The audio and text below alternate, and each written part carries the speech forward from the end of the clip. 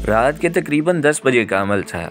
कमाल अहमद वकील इस वक्त भी लाइब्रेरी में मौजूद बज़ाहिर एक किताब के मुताले में गर्क थे, लेकिन उनकी बेचैन नज़रें बार बार फ़ोन की जानिब उठ रही थीं। शायद उन्हें किसी फ़ोन का इंतज़ार था। इस फ़ोन का वाहिद कनेक्शन उनकी लाइब्रेरी में था। घर के इस्तेमाल के लिए वो अलहदा फ़ोन इस्तेमाल करते थे। उनके चेहरे पर बड़ी गंभीर संजीदगी तारी थी, लेकिन फ़ोन की घंटी जैसे ही बजी वो इस तरह चौंक उठे जैसे कच्ची नींद में कोई ख्वाब देखते अचानक आँख खुल गई हो। किताब एक तरफ रख कर वो तेज़ी से उठे, फिर रिसीवर उठा लिया। कमाल अहमद, उन्होंने माउथ पीस में बड़े इत्मीनान से कहा, मेरा ख्याल है कि तुम्हारी जहानत आजकल घास चलने गई हुई है। क्यों? दूसरी जानिब से बोलने वाले का लहजा खुश्क और नागवार था। बॉस, कमाल अहमद के चेहरे पर एक रंग आकर गुजर गया। आज के ऑपरेशन में चीना के हाथों एक पुलिस ऑफिसर और काम आ गया। मुझे इसकी इतला मिल चुकी है, कमाल अहमद ने जल्दी से कहा। उसके चेहरे पर बौखलाहट के तासुरात नुमाया थे। उसे पेशतर गजाला के अगवा वाली केस में भी वो 2 आदमियों के खून की होली खेल चुका है। Yes sir. तुम्हारे ख्याल में क्या चीना तंजीम के असूलों पर चल रहा है? तो हुक्माना आवाज़ में सवाल किया गया। वो गैर मामूली सलाहियतों का मालिक है सर। किसी शिकारी जानवर ही की तरह वो ख़तरे की बू सूंघने में जवाब नहीं रखता। अब तक हमारे तमाम ऑपरेशन में उसी की कारकर्दगी सबसे बेहतर और नुमाया रही है। इसका मतलब ये तो नहीं कि एक शख्स को खुली छुट्टी दी जाए और बाकी अफराद हमारे असूलों की पाबंदी करें। मैं समझ रहा हूँ बॉस, पुलिस ऑफिसर की गाड़ी को साइड मार कर रोका भी नहीं जा सकता था। जी हाँ, फिर तुमने चीना के बारे में क्या फ़ैसला किया है? मैं वाजिद से बात करूंगा जनाब, कमाल अहमद ने कहा। इशारों की ज़ुबान सिर्फ वही समझ सकता है। मैंने तुम्हारे फ़ैसले के बारे में दरियाफ्त किया था। मेरा ख्याल है कि चीना को उसकी साबका कारकर्दगी के पेश नज़र एक मौका और देना चाहिए। इस फ़ैसले की वजह वो हमारी तंजीम का सबसे अहम रुकन है। नहीं, इस बार सर्द लहजे में जवाब मिला। इंसान जब खुद सरी पर आमादा हो जाए तो उसकी सरकोबी ज़रूरी होती है।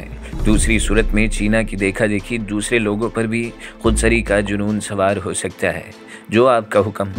चीना को एक आखिरी मौका और दे दो, लेकिन साथ ही इस बात की तंबीह भी ज़रूरी है कि आइंदा उसे सख्त सज़ा का मुस्तहिक भी समझा जा सकता है। ऑल राइट सर, कमाल अहमद ने किसी फर्मा बरदार मुलाजिम की तरह जवाब दिया। ऐसा ही होगा। गजाला के बारे में तुम्हारा क्या मशवरा है? क्या हालात के पेश नज़र उसे वापस देना मुनासिब होगा? हमें फुल पेमेंट कर चुका है जनाब, लेकिन डॉक्टर नादिर ने वादे की खिलाफ वर्जी भी की है। दूसरी सीमत से बदस्तूर खुश्क लहजे में जवाब मिला। हो सकता है हमारा ताक़ुब एसपी रहमान के ज़ाती हुक्म पर किया गया हो और डॉक्टर नादिर को इसका सिरे से इल्म ही ना हो। तुम्हारी दलील माकूल है, लेकिन डॉक्टर हमारे लिए बाद में भी कारआमद साबित हो सकता है जनाब। कमाल अहमद, इस बार रिसीवर पर चिंगाड़ती हुई आवाज़ उभरी। दोबारा मेरी बात काटने की जसारत कभी ना करना। मैं किसी भी मातहत को इस बात की इजाज़त नहीं दे सकता। डिसिप्लिन मेरे नज़दीक सबसे ज़्यादा अहमियत का हामिल है। सॉरी सर, आइंदा ख्याल रखूँगा। कमाल अहमद तिल मिला कर रह गया। वैसे डॉक्टर नादिर के सिलसिले में तुम्हारी बात मेरी समझ में आ रही है, थैंक्स, लेकिन तुमने रहमत अली के सिलसिले में हमाकत का सबूत दिया है। मैं समझा नहीं जनाब। समझने की कोशिश करो, कमाल अहमद, खुश्क आवाज़ में जवाब मिला। तुम्हें वो फिल्म उसे खुद नहीं दिखानी चाहिए थी। इसके लिए तुम एक्शन टीम के किसी और आदमी की खिदमत भी हासिल कर सकते थे। मैं नहीं चाहता कि तुम किसी भी मामले में खुलकर सामने आओ। आइंदा एहतियात रखूँगा। मेरी तरफ से उसे पहली वार्निंग समझो। तुम मेरे लिए दस्ते रास्त की हैसियत ज़रूर रखते हो, लेकिन तुम्हारी जगह और भी कोई ले सकता है। तुमने जो हमाकत की है वो तंजीम के सिलसिले में नुकसानदेह भी साबित हो सकती है। माहिर सुराग रसां को अगर रस्सी का एक सिरा मिल जाए तो वो दूसरे सिरे की तलाश में कोई ना कोई दलील ढूंढ ही लेता है। कमाल अहमद ने इस बार कोई जवाब नहीं दिया, होंठ चबाता रहा। क्यों, तुम चुप क्यों हो गए? दूसरी जानिब से कहा गया। क्या तुम्हें मेरी बात नागवार गुजरी है? नो सर, लेकिन दरअसल नो आर्ग्यूमेंट्स। इस बार सफ़ाक आवाज़ में जवाब मिला। तुम शायद मुझे अपनी शोहरत और हैसियत का एहसास दिलाना चाहते हो, लेकिन ये बात भूल रहे हो कि तुम इस मुकाम तक किस तरह पहुँचे हो। तुमने रेत के ऊपर जो महल तामीर किया है वो मेरे एक इशारे पर ज़मीन बोस भी हो सकता है। क्या तुम इस बात को पसंद करोगे कि नाज़ो को इस बात का इल्म हो जाए कि उसका बाप? नो सर, कमाल अहमद तड़प उठा। मैं आइंदा से ज़्यादा मुहतात रहने की कोशिश करूँगा। वेरी गुड, मुझे अपने मातहतों से इसी जवाब की तवक्को रहती है। इस बार फिर तहकीर अमेज़ अंदाज में जवाब मिला। कुत्ता जब तक दुम हिलाता रहे मालिक का वफादार रहता है, लेकिन जब भौंकना शुरू कर दे तो उसे पहली फुर्सत में बेदरे गोली मार देनी चाहिए। यू आर राइट सर, कमाल अहमद ने खून के घूंट पीते हुए कहा।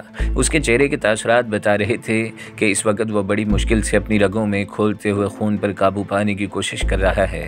गजाला की वापसी वक्त पर होनी चाहिए, लेकिन तुम डॉक्टर को बावर कराओगे कि हमने उसकी जानिब से होने वाली खिलाफ वर्जी के बावजूद उस पर एहसान किया है। कोशिश करो कि वो हमारे एहसान के बोझ तले दबा रहे।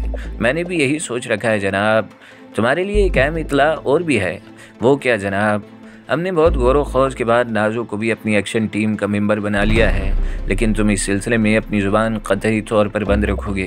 तुम्हारी किसी हरकत से नाजो को इस बात का एहसास नहीं होना चाहिए कि तुम्हें इसकी निजी ज़िंदगी और मसरूफियात के बारे में इल्म हो चुका है। ऐसा ही होगा जनाब, कमाल अहमद ने मुट्ठी भेंच कर जवाब दिया। और कोई बात पूछनी है? नो सर, कमाल अहमद ने जवाब दिया। फिर दूसरी जानिब से राब्ता मुनक़ता होने के बाद उसने बड़े गुस्से से रिसीवर रखा था और दोनों हाथों से अपने सर के बाल नोचने लगा। उसकी कैफियत ऐसी ही थी जैसे कोई शख्स घुप अंधेरे के सबब दलदल में फंस कर कह रहा हो, बचाओ बचाओ। उसका चेहरा खून की तेज़ गर्दिश के सबब सुर्ख हो रहा था। नाजो की एक्शन टीम में शमूलियत की खबर उसके लिए किसी ताज़ियाने से कम नहीं थी। डॉक्टर नादर बड़ी बेचैनी के आलम में अपने लाउंज में टहल रहा था। उसकी निगाहें बार बार घड़ी पर उठ रही थीं। जैसे जैसे वक्त गुजरता जा रहा था उसके इज़्तिराब में इजाफा होता जा रहा था। गजाला की खातिर वो पूरे 1 करोड़ अदा कर चुका था। यरगमालियों ने ठीक 12 घंटे बाद की वापसी का वादा किया था और इस मुद्दत को पूरा होने में पूरे 45 मिनट बाकी थे। इसको गजाला की वापसी का मुकम्मल यकीन नहीं था। एक पुलिस ऑफिसर के दरमियान में आ जाने से उसका मामला खटाई में भी पड़ सकता था। इसलिए एसपी रहमान से शिकवा भी किया था कि उसने आदमी यरगमालियों के पीछे लगाकर अच्छा नहीं किया। लेकिन एसपी को डॉक्टर के शिकवे से ज़्यादा अब एक ज़हीन ऑफिसर की मौत का सदमा था।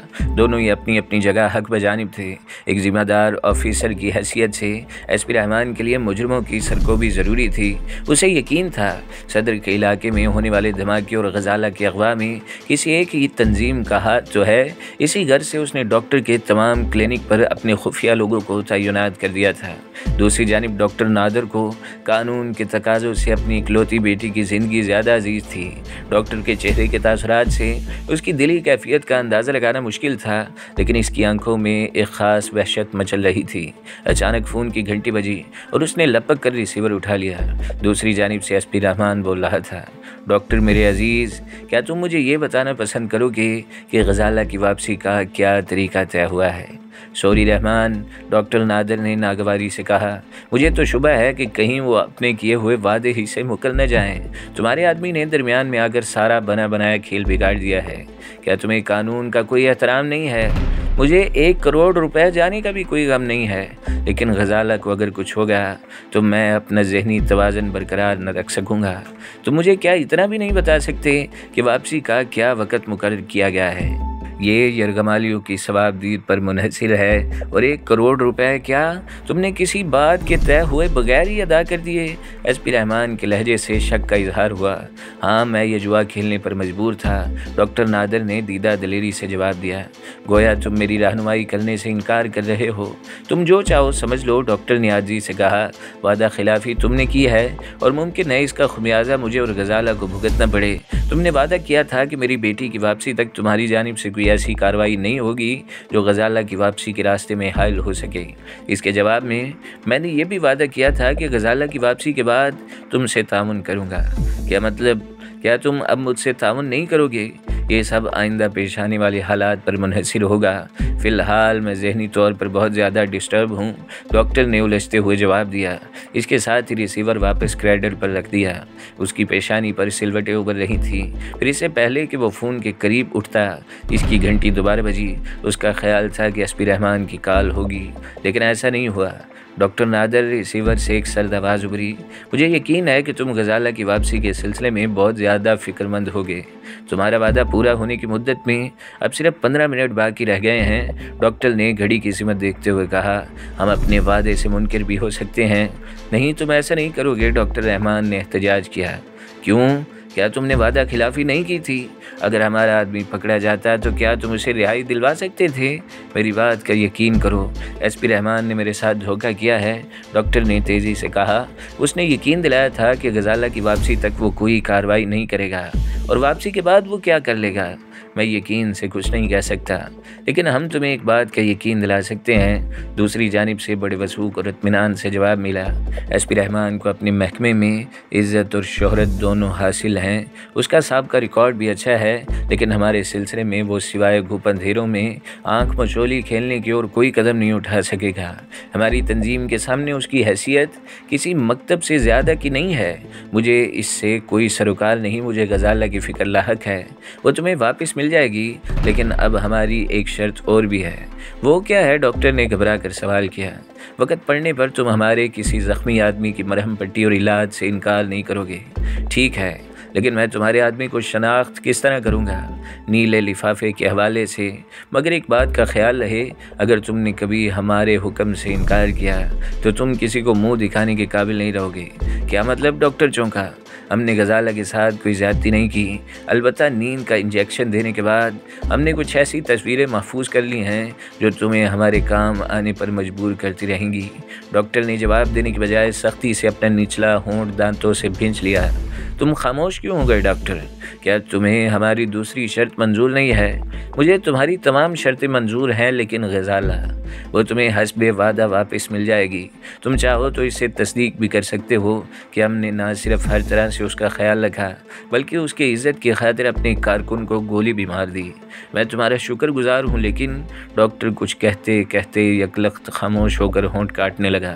तुम्हें हमारा एक काम और करना होगा, इस बार शफ़ाक लहजे में कहा गया। अपने दोस्त एसपी रहमान से कहना कि हम कल शाम ठीक 5:20 पर क्लिफ्टन परवा के उस सुपर स्टोर को उड़ा देंगे जो हमारे मुखालिफ ग्रोह का है। उसे कहना कि वो कबल इस वक्त जितनी फोर्स लगा दे, लेकिन हमारा एक्शन ज़रूर होगा। नाम क्या है उसका? डॉक्टर ने पूछा। नाम की ज़रूरत नहीं। ठीक है, मैं तुम्हारा ये पैगाम एसपी रहमान तक ज़रूर पहुँचा दूँगा, लेकिन गजाला, डॉक्टर ने तेज़ी से कहा, वो ठीक वक्त पर पहुंच जाएगी। अभी 2 मिनट बाकी हैं। हम वक्त की पाबंदी और अपने वादों पर सख्ती से अमल करते हैं। दूसरी जानिब से सपाट आवाज़ में जवाब मिला। उसके साथ ही राब्ता मुनक़ता कर दिया गया। डॉक्टर नादर फ़ोन बंद होने के बाद रिसीवर को खाली नज़रों से देखता रहा, फिर किसी ख्याल के तहत चौंक कर उठा और तेज़ी से बंगले के बाहर की जानिब लपका। पॉलिटिको में कदम रखते हुए उसकी खुशी की कोई इंतहा नहीं रही। उसकी बेटी गजाला एक टैक्सी को किराए की अदायगी कर रही थी। अज़रा ने शोहर की कमीज़ झटक कर उसे खूंटी से लटकाया, फिर वापसी के इरादे से पलटी ही थी कि उसकी आंखें जैसे चुंधिया कर रह गईं। उसे अपनी कुव्वत बसारत पर एक लम्हे को शुबा हुआ। ज़मीन पर उसकी नज़रों के सामने हज़ार हज़ार के 5 बड़े बड़े नोट पड़े हुए थे। इतनी रकम यकमुश्त देखकर उसे खुशी नहीं हुई, बल्कि यूँ महसूस हुआ जैसे उसकी कोई अजीज़ शय कहीं गुम हो गई हो, जैसे कोई उसके पुरसुकून घर में नकब लगा कर घुसाया हो। वो बड़ी देर तक उन नोटों को फटी फटी निगाहों से देखती रही, फिर कपकपाते हाथों से उन्हें उठाकर वापस रहमत अली की कमीज़ की जेब में रख दिया। लेकिन उसके दिल की धड़कनें किसी तरह कम होने का नाम नहीं ले रही थी। उसे याद आ रहा था, रहमत जब घर वापस आया था तो कुछ थका थका और उलझा दिखाई दे रहा था। वो यही समझी थी कि इतने दिनों बाद पलंग से उठकर वो ऑफिस गया था। मुमकिन है यही उसकी दुकान की वजह हो जो वो चुप चुप था। खाना खाते वक्त उसने दबी ज़ुबान में पूछा था, क्या बात रहमते, आज तूने अभी तक मुझसे हंस कर बात नहीं की? आज मेरी तबीयत ठीक नहीं है। और कोई बात तो नहीं है? और क्या बात हो सकती है? रहमत झिल्ला गया। तू ज़रा सी बात की खाल उधेड़ने बैठ जाती है। सुकून से 2 निवाले हलक के नीचे तो उतार लेने दे। और वह रहमत की बात सुनकर खामोश हो गई, लेकिन उसका दिल गवाही दे रहा था कि कोई ना कोई बात ज़रूर है जिसने रहमत को उलझा रखा है, वरना वो तो हर हाल में घर में दाखिल होने के बाद अज़रा को ज़रूर प्यार भरी नज़रों से देखता था। गिरफ्तारी के बाद जब वो गुलाबों के साथ उसको थाने देखने गई थी, उस वक़्त भी रहमत ने उसे मुस्कुराती नज़रों से देखा था। पुलिस वालों ने उसे रहमत के करीब जाने की इजाज़त नहीं दी, लेकिन रहमत ने हंस कर उसे निगाहों ही निगाहों में यकीन दिलाने की कोशिश की कि वो बेकसूर है। उसने बाबर को कत्ल नहीं किया। पुलिस उसे माशूबे की बुनियाद पर उठा लाई है। उस रोज़ वो पुलिस के नरगे में फंसे होने के बाद अजरा को अपनी बेगुनाही का सबूत मुस्कुराती नज़रों से दे रहा था। फिर आज क्या बात थी जिसने रहमत को उलझा रखा था? वो बड़ी देर तक इस गुत्थी को सुलझाती रही। फिर खाने के दौरान ही रमज़ान आ गया था और वो खाना अधूरा छोड़कर ही उससे मिलने बाहर निकल गया। अजरा अपने कामों में मसरूफ़ हो गई। वो जिस गुत्थी को सुलझा रही थी वो 5,000 की रकम देखकर कुछ और उलझ कर रह गई। इतनी ढेर सारी रकम तो उसने शादी के बाद से अब तक रहमत के पास कभी नहीं देखी थी। फिर वो रकम कहाँ से आई? कहीं रहमत किसी गलत रास्ते पर तो नहीं पड़ गया? उसके जहन में अचानक मरहूम बाबर की बीवी गुलनार का ख्याल उभरा। उसने एक बार अजरा से कहा था, मेरे शोहर की जेब तो हर वक्त बड़े बड़े नोटों से भरी रहती है। रुपया सबसे बड़ी ताकत है, इसलिए तो लोग उससे आंख मिलाते हुए कतराते हैं। नहीं नहीं, रहमत बाबर जैसा कभी नहीं हो सकता, अजरा ने खुद को समझाया। फिर मान उसके जहन में एक नया ख्याल तेज़ी से उभरा। हो सकता है रहमत ने वो रकम फरजाना का जहेज़ जमा करने की खातिर किसी से उधार पकड़ ली हो। इस ख्याल के साथ ही उसके दिल की धड़कनें कहीं कम हो गईं। फिर भी उसने सोचा था कि वो रहमत को समझाएगी कि कर्ज उधार की लानत से दूर ही रहे तो अच्छा है। अजरा को मालूम था कि रहमत और राजू ड्योटी के बाहर पत्थर के बेंच पर बैठे बातों में लगे हुए होंगे। रहमत खाने के बाद हमेशा चाय पीने का आदी था। यही पूछने की खातिर वो ड्योटी तक गई। वो मालूम करना चाहती थी कि बाहर कितने आदमी हैं, लेकिन दरवाजे के करीब आकर वो चुप रह गई। रहमत की आवाज़ उसके कानों से टकराई। तू सच कहता है राजू? इस दुनिया में सबसे बड़ी ताकत पैसा है। पैसे की मार तो पत्थर को भी मोम की तरह पिघला देती है। अगर शुबे में गिरफ्तारी के बाद उस थानेदार की मुट्ठी गर्म करने के काबिल होता तो वो हाथ बांध कर मुझे घर तक छोड़ने आता। मेरी मान, तू अब कोई कारोबार कर ले। हज़ारों धंधे हैं दुनिया में, अलबत्ता मेहनत करनी पड़ती है। राजू ने उसे मशवरा दिया। बाबर ही की मिसाल ले ले। कहने को बस 2-2.5 हज़ार का मुलाजिम था, लेकिन उसने हर तरफ धंधे फैला रखे थे। मैंने उसकी जेब कभी खाली नहीं देखी। हर वक्त बड़े बड़े और करारे नोटों से भरी रहती थी। वो नाजायज़ काम भी तो करता था, रहमत ने मध्यम लहजे में कहा। मगर तूने तो हमेशा हलाल की खाई है। फिर पुलिस ने मार मार कर तेरा भुरकस क्यों निकाल दिया? राजू ने कहा। शुक्र कर के कमाल अहमद वकील के दिल में नीली छतरी वाले ने रहम डाल दिया है। वो न बचाता तो शायद अब तक तेरे ऊपर कत्ल करने का केस चल रहा होता। रहमत ने कोई जवाब नहीं दिया। शायद वो किसी सोच में गुम हो गया था। ये जो बड़े बड़े नोट होते हैं ना, ये साले हॉर्स पावर की तरह होते हैं। राजू ने बड़ी संजीदगी से कहा। हॉर्स पावर जितनी ज़्यादा होगी, ज़िंदगी की गाड़ी उतनी ही रवानी और तेज़ी से चलती है। मुझे ही देख ले, कहने को कबाड़ी हूँ, लेकिन रोज़ के 1000-1500 रुपये पीट लेता हूँ। किसी दिन तो 8-10 हज़ार का चक्कर भी चल जाता है। नए को पुराना और पुराने को नया करना ये भी हलाल काम नहीं है, लेकिन ज़िंदगी की गाड़ी को घसीटने की खातिर सब कुछ करना पड़ता है। ये हलाल और हराम का चक्कर तो सब किताबी बातें हैं। तो शायद ठीक ही कह रहा है, रहमत ने कहा। फिर तेज़ी से बोला, मैंने तुझसे जो रकम ली थी वो कल तक ज़रूर लौटा दूंगा। क्या मतलब? राजू ने सरगोशी की। क्या तूने भी कोई चक्कर चला दिया है? अभी तक तो ऐसी बात नहीं है, लेकिन छोड़ रहमते, ये दौलत तो बहती गंगा है जो कभी खुश्क नहीं होती। अलबत्ता इंसान को तैरना आता हो, वरना कभी कभी बीच मझधार में गोते खाने लगता है। तू तो मेरा यार है राजू, रहमत ने जोश में कहा। क्या तू मुझे तैरना सिखा देगा? अब की है ना तूने मर्दों वाली बात, राजू बोला। कल शाम ही दुकान पर आ जाना। तू खैर से पढ़ा लिखा भी है, 2-4 दिनों में ही धंधे के सारे गुर सीख जाएगा। 2-3 दिन रुक जा राजू, रहमत ने बड़े गंभीर लहजे में कहा। मैंने एक लॉटरी डाली है, हो सकता है 1-2 दिन में वही निकल आए। लॉटरी में समझा नहीं, राजू का लहजा मानी खेज था। अभी तो मैं भी नहीं समझ सका, लेकिन मेरा ख्याल है कि अब मेरे पास भी हॉर्स पावर की कमी नहीं होगी। कहीं लंबा हाथ मारने का ख्याल है, यही समझ ले, रहमत ने सपाट लहजे में जवाब दिया। फिर मेरी एक बात भी ध्यान से सुन ले, राजू ने अपने अल्फाज पर जोर देते हुए कहा। किसी तरह से कमाल अहमद से पक्की दोस्ती गांठ ले। ये बड़े बड़े वकील हर पेचीदा मर्ज का इलाज होते हैं। मुजरिम को मजलूम और मजलूम को मुजरिम साबित करना उनके बाएं हाथ का खेल होता है। उलट पलट करने के 2-4 नुस्खे मैं भी दे दूंगा तुझे।